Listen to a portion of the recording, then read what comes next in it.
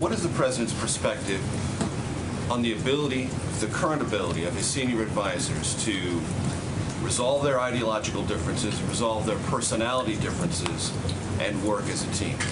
He's very confident in that. There's a lot of stuff that was overblown about this that makes it out into the media sometimes and gets a little bit more sensational than it truly is. Mr. Spicer had a sporty outing today. More on that later. Appearing today, making his 35th on-camera briefing of this still young administration. And he is still having to answer questions, of course, about warring factions just behind him there in the Trump White House West Wing. While the White House has continually downplayed this narrative, the New York Times reports the president himself called for this détente among his staff members. Quote, "Work this out," was his message, according to that report. Shane, Eli, Caitlin remain with us. Shane, a great quote stuck out, causing much scurrying to guess who this was in your piece.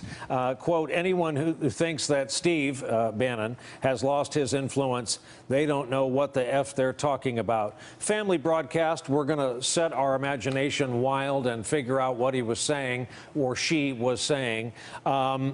What is the chance this has been overblown? We're all so wary and on the lookout constantly for shiny objects of any size, shape, and form.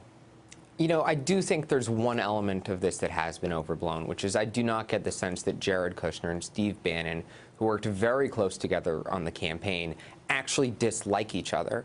The issue is more substantive. They have different visions for what they want out of Donald Trump's presidency, and right now they're the two most powerful men with his ear, and they're pulling him in different directions.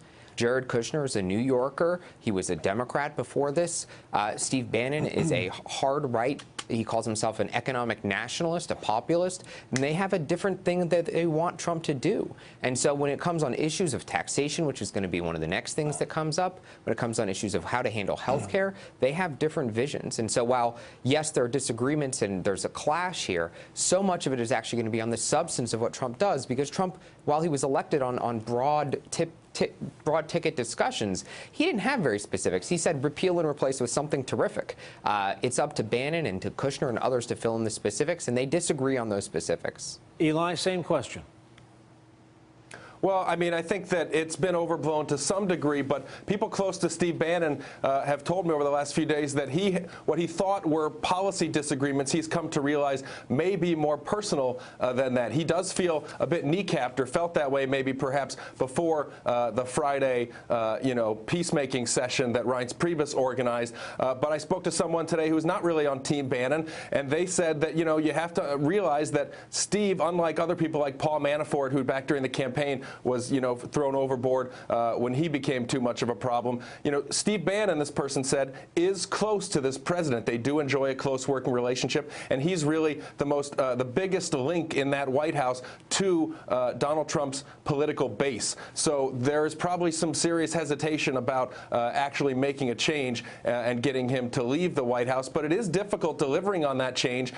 We talked in the last segment about Donald Trump really conforming to Washington rather than forcing Washington to bend to his pugnacious style of leadership. And really, what we're seeing, and part of that, Bannon brought in people from Breitbart, but this is an establishment town, and there is no populist nationalist infrastructure to draw on when you want to get things done. So carrying that ball up the hill has been a pretty heavy lift at this point. And Caitlin, suddenly Jared Kushner has this incredible portfolio. He has proximity, and he has the aura and protection of family. Everyone's allowed to keep family close.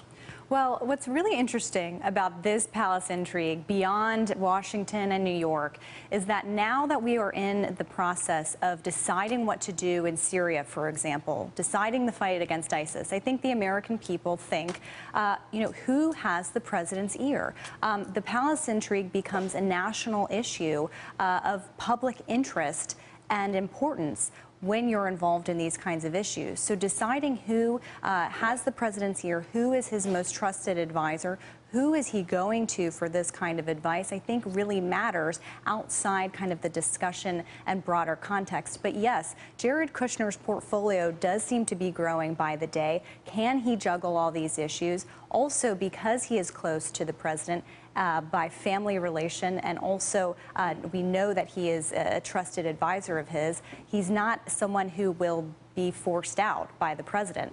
So let's see how long this kind of detente lasts. Hey there, I'm Chris Hayes from MSNBC. Thanks for watching MSNBC on YouTube. If you want to keep up to date with the videos we're putting out, you can click subscribe just below me, or click over on this list to see lots of other great videos.